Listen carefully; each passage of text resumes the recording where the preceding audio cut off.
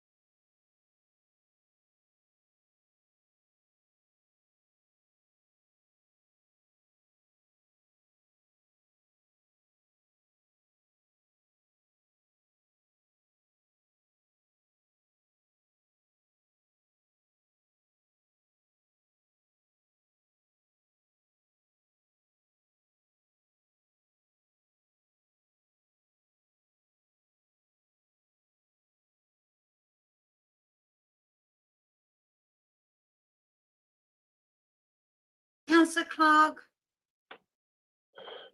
Morning, Nikki.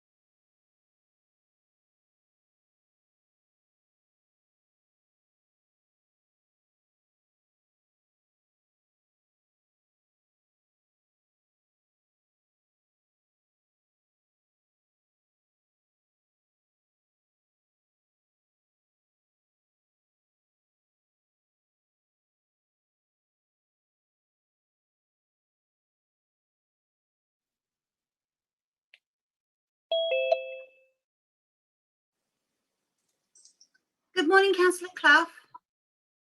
Good morning. I'll mute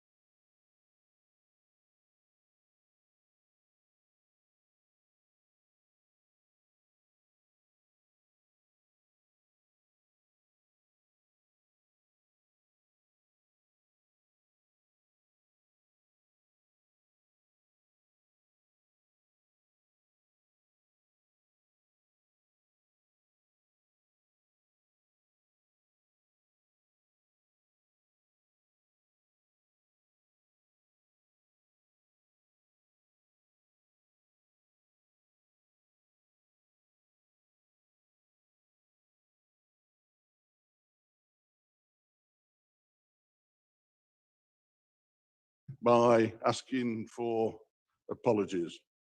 I'm assuming that everybody that's supposed to press the buttons and get this meeting live has done so. So we'll move on. I've got apologies from Sandra Peake. Her daughter's ill in hospital, so we're not seeing her today or perhaps tomorrow or Wednesday. Any further apologies? No further apologies, Chair.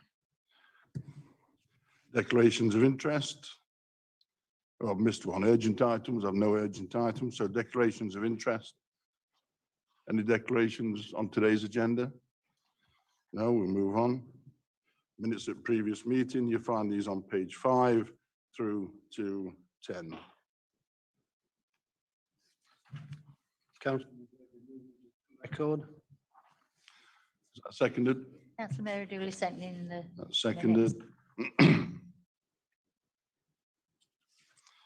I've got no items referred from scrutiny. I've got no budget and policy framework items. Non-key decisions. I've got one here that I doubt whether Sarah's going to enlighten us on. Sarah? Thank you, Chair. Yes, we haven't got any judgment from the High Court as yet. So what I'll do when we do receive it is do a briefing note for each member of Cabinet. Just reading about the hearing, it was actually a virtual court hearing to look at virtual meetings of councils. And the judge complained a couple of times that she couldn't hear what the QC was saying because of the problems on the system. And she also said that we all know that sometimes the technology works and sometimes it doesn't. So I would say that we perhaps have a judge who is not particularly in favour of the new technology. But as I said, I'll do a briefing note for you when we get the result. Right, so we'll not hold our breath in expectation then, Sarah. No. Right. Next one is agile working, new ways of working. Duncan, I think, is it Duncan? Yeah, Lee's going to give a presentation and I shall say a few words when that's completed. Okay, then, Steve, Duncan. thank you. Lee? Thank you, Chair. This is an update on the new ways of working and implementation of the agile working policy. We're just going to do a short presentation and put a few slides up on screen. So if Amy or Nikki can put the slides up, that'd be great. And move to slide 1, please. So back in 2017, people remember when we kicked off the transformation program. The transformation program was broken down into several areas, but a key strand of that was always around finding new ways of working. At that point, admittedly, it felt a little bit like a slow burner. It wasn't one that was at the forefront of people's minds. Next slide, please, Amy. So for all its challenges in terms of COVID and the disruption that it's brought, our recovery planning efforts have produced some wins as well as, not least from an organisational perspective around climate change, impact on our environment, organisational resilience, and indeed developing transformation and new ways of working. So to some degree, COVID helped fast track that strand of work that we felt was a difficult nut to crack back in 2017. Next slide, please. So in terms of what we've done so far, last summer, as part of our recovery planning process, which was more of a dynamic process than necessarily sort of forward planned, I guess. It was as things were happening. We established a new ways of working group, which involved people from various services. Ken Eastwood, bringing with him some knowledge of a place they'd worked before and gone through this process. We had HR, ICT and others involved in that. Try and find out what the opportunities were, what the pitfalls were, what the pros and cons are. So we undertook a survey of staff, analysing their feedback. We realised there was clear appetite from a staff point of view, but that's only one part of it, and it's got to bring with it organisational benefit as well. We also recognise that with certain people and individuals, then being isolated in the way that we were and still are, brought with it challenges. So we were very clear right at the outset that whatever we do, we've got to bear that in mind and understand the possible negative impact around mental ill health and social isolation and the rest of it. But we took a lot of learning from this period, these past few months, and that's gone on to feed into the policy that we developed and adopted here at Full Council just before Christmas, and now forms part of the framework, I guess, and our thinking in terms of the new group that's been established to bring this forward, led by Councillor McGregor, and we'll come on to that in a little while. Next slide, please. So in terms of what is agile working, I guess, here's a definition. This is what we mean when we speak about agile working. It's about bringing people and processes and connectivity and technology, time and place together to find the most appropriate and effective way of working to carry out a particular task or service delivery. The back end of that definition is important because it's about working within guidelines of what we need to achieve, but without the boundaries of how we achieve it. So we're taking a really open mind to this. Next slide, please. So in terms of the key aims, it's about simplifying the process for managers and staff in particular.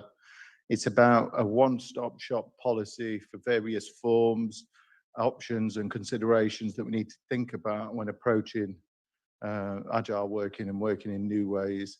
Providing a framework to allow the organisation to consider options and to provide support to managers and employees to work together to implement the effective working arrangements, and to promote a culture of agile working. That's what the policy's about. So it feels normal and it's not out of the ordinary, I guess.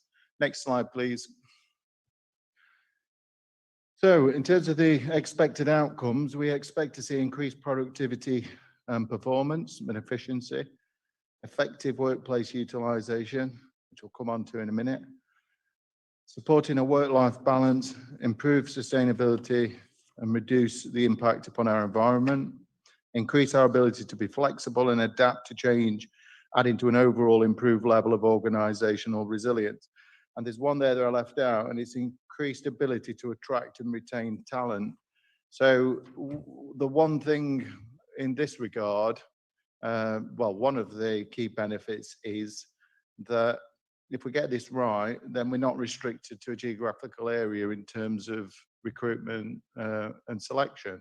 So in theory, we've got a global market right at the far end of this spectrum. If you were to view it as a continuum, then it's possible to recruit from anywhere in the world.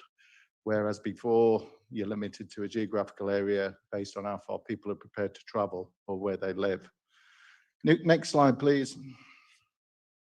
So in terms of the next steps, so we've reinitiated the group that we set up last summer through our recovery plan, turned it into something a bit more permanent, added more people to it. This group's led by Councillor McGregor as portfolio holder. I'm on it.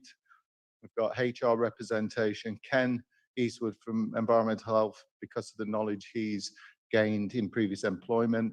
We've got ICT represented by Kristen O'Gorman at the moment, Ian Barber from Property and Estates, Pam Brown from Leaders Executive and Partnership Team. Now this group might well flex and grow and other people will be added to it. This group will work with all heads of service and directors and portfolio holders of those services to go through their plans in detail. And what we'll be focusing on is the art of the possible for a service area, the staff affected, so who'll be working at home, who'll be working in the corporate centre, who'll be hybrid, for example. Identifying the equipment and changes they need to make this happen, including costs. You know, we don't want to rush blindly into something that's going to cost us £1 million and bring £10 of benefit. You know, it's got to all stack up. identify if this requires a contract change. So from an HR perspective, changing people's terms and conditions and things of that nature all have to be identified. And most importantly, identifying timescales for each service area to implement along with key milestones to achieve. This work feeds very much into the work that Ian's currently leading on through accommodation review. So the findings of this is twin tracking, and one feeds the other, I guess. And we intend to provide regular updates to Cabinet, keeping portfolio holders informed as we progress and seeking approvals along the way. So at these meetings that we're going to have with heads of service and other directors, some of the key considerations and interdependencies that we'll be needing to make sure have been fully thought through is things like service delivery. Will service delivery be affected negatively or positively? How will it change what we offer? Will it impact on other services? So some of our services rely upon each other. Does that have an impact on any of them? In terms of work environment, both at a personal and organisational level, as we mentioned before, the job role is key to ensure that it doesn't morph into something we don't want it to do, and a whole host of other things. So prior to the meetings with the heads of service, they'll get these prompts to get them thinking about that. So when we have the meeting, they'll be ready to fully engage. But just one last thing before I hand over to Councillor McGregor. One last thing that is key in our minds. We've had this group already, we've met already, and one of the things we certainly don't want to ever lose is the culture that's been developed at Bolsover over the years.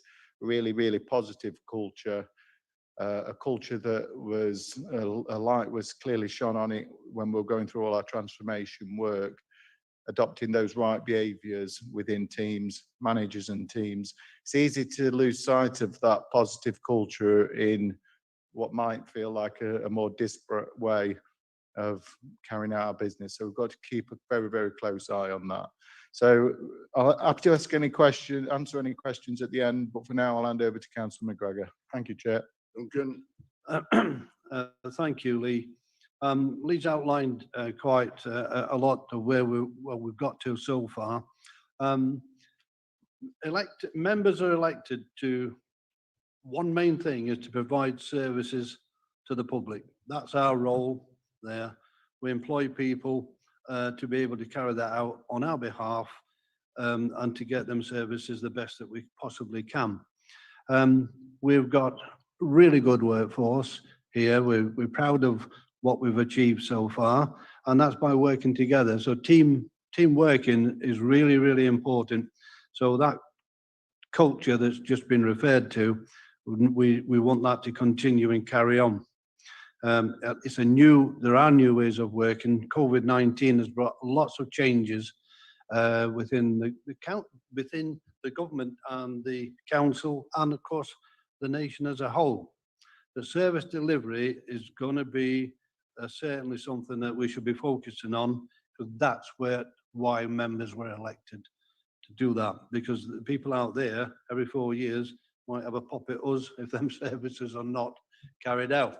But they will be carried out, I'm sure they will. And there's a lot of responsibility going to be held on managers to be able to do this. Now, Ian Barber's leading on the accommodation review, and Ian will need some support from the managers, because there may be some difficult things that we may have to talk about and get over, because that's what life's all about. Sometimes there's difficulty, but we can get there. And that team work is crucial. So this is part of the documentation that's laid on there with every service department there. So I'm asking the managers, please do the right thing, work closely with Ian. We'll be monitoring things that's going along. Service delivery is the key issue. Thank you. Thanks, Duncan. Any questions on this report? No questions. Thanks for update, Duncan and Lee. We'll move on. Adapted accommodation. Now, this one is Sandra's, but unfortunately, as I said earlier, she's unable to be here today. She has one or two concerns regarding the availability of accommodation for disabled, severely disabled, below the age of, or below retirement age, I think, what we say today. And you've got a report in front of you provided by Housing. And I suggested to Sandra, when we were talking about this, that it would be an ideal topic for discussion at scrutiny, the appropriate scrutiny committee, where they could look at it in depth, where they could explore every avenue, and report back to exec at some time in the future. And obviously, Sandra will be actively involved in that. Have we got Di or anybody in today? Or Karen, are you doing it? Karen? Thank you, Chair. Sorry, how is she? I'll just quickly cover. I'm not sure if I've got any questions for Di, but thank you, Chair. I just wanted to let you know that the paper in front of you just outlines what we currently have in respect of accommodation with adaptations for disabled people. So as you've said already, we have had 2 or 3 specific cases come through recently, which has enabled us to double check exactly whether we have the properties that we need now, whether we need to do anything more. The paper also goes through what we've done in relation to voids, so the replacement of bathrooms and wet rooms, and also the Bowls Over Homes programme as well. So there's an awful lot there that we are doing, but I think, as you've just outlined, it's really a request to double check whether there's anything else that we need to do, whether we've got the right properties in the right places, and also to undertake some benchmarking, I think, in relation to whether we have enough appropriate accommodation that we need. I don't know if anyone's got any questions for Di. She's available if you have. Any questions? Duncan? I've got a comment, thank you. Really supportive of looking into this, and I feel scrutiny has got a very important role to play here, and being able to give us some guidance and support the broad principle that's within this report. Some years ago, and I think we've still only got 4 paraplegic bungalows, Karen, in the whole of the district. And of course, the very word itself explains why a particular type of accommodation has to be to support a person with such difficult circumstances as what they found themselves in at that time. So I think this is an extension of what we would like to do. We're a caring council and we do care, and there are people out there that really needs adaptations to the properties, and they can be carried out. So I'm fully supportive, Chair, of hoping that the scrutiny committee dealing with this will come up with some really good ideas and thoughts for future discussion of how we can improve on helping people with these type of disabilities. Yeah, thank you, Duncan. I mean, to me, it's relatively simple. We want right property in right place at the right time. And, you know, if you've not got it in the right place, it causes untold hardship for people that have got untold hardship before they get to this particular point. So are we all quite happy that we send this to scrutiny? I would move it, Chair. Yeah, all in favour? That's carried. Next one is environmental health, and that's been withdrawn, I understand. Yeah. The one, item 9 on your agenda is independent living. You should all have a... Could I declare an interest, because DCC is mentioned in there during this morning, so. Yeah, that's okay. Yeah, I've got you. Yeah. So we're looking at another one of Sandra's, but as I say, she's not here, so I'll kick it off by, I think it's an extension, a 5-month extension for the existing contractor. Is this yours? Who's this? Is your Karen? Yeah.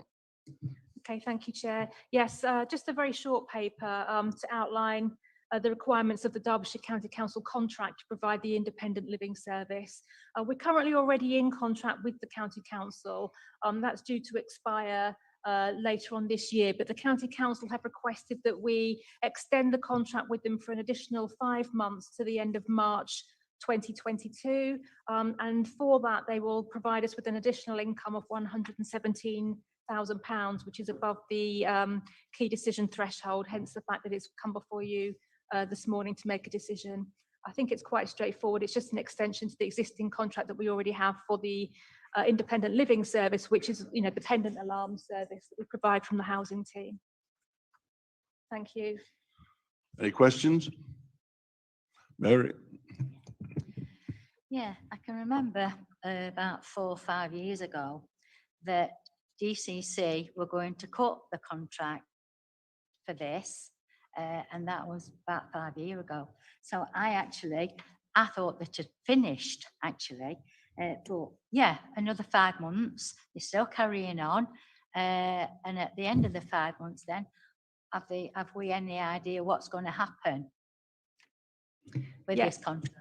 You're quite right, Councillor Dooley. The County Council have been reconsidering this contract provision for a number of years now. They're still doing that. They've asked for an extension whilst they reconsider whether they want to recontract it or not. However, in the meantime, what we're starting to do is look at provision of our own service to make sure that we are able to continue it if they do decide not to continue with their contract, that we will continue the service to our own residents ourselves. So we're looking at alternative options as we speak, just in case they do decide to complete the contract at the end of March. But as you say, they have been looking at that for some time now. Yeah. Okay, Mary. Duncan? Yeah, Karen, has the county council, because I understand what Mary's saying, and Mary's absolutely correct. Have they offered reasons as to why this type of service they may discontinue? To be honest, Councillor McGregor, I'm not sure exactly why they've been looking at it for a very long time, just in terms of provision of value for money, technology. As you'll be aware, these types of technologies change massively in terms of people's telephone lines, whether it be digital service, etc. So they're continually reviewing it and deciding whether or not they want to continue to provide the service county-wide. Some councils have already removed themselves from the contract anyway and are now providing the services themselves and providing direct services to residents. So it's definitely something that we need to consider moving forward so that we know exactly where we are with the contract. Thank you. This is another example, I think, of where, you know, if you want it doing, do it yourself. You know, if you want to control it, you've got to own it. I mean, we had a similar experience recently with wards. And this is why I think this authority some months ago decided that, you know, not one size fits all. And, you know, they don't want to join into any scheme that is county-wide. And if this is an example of a county-wide scheme, then, you know, we need to be extremely careful. But you can see recommendations. I'll move 1 and 2. Mary, you want to come back? Then, Chair. Yeah, could we look into us overtaking this over? Because also our tenants pay for this service, and you know, I don't know how much we get in money-wise from the tenants, but I'd seriously think about taking this on board from Bolsover. I think that would be another feather in our cap. Yes, Karen? I can confirm we're currently exploring that option. So we're looking already at what other councils are doing, how that's worked for them over the last couple of years, those that came out last time that this was talked about. So yeah, we are looking at the provision in terms of an in-house Bolsover service. Any further questions? No? I've moved 1 and 2. Is that being seconded? Councillor McGregor.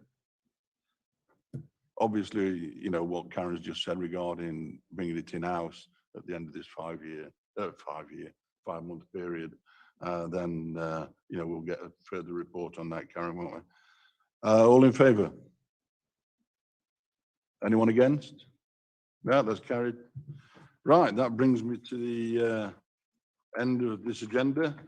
I declare the meeting closed and have a safe journey home if you're not already there. Thanks.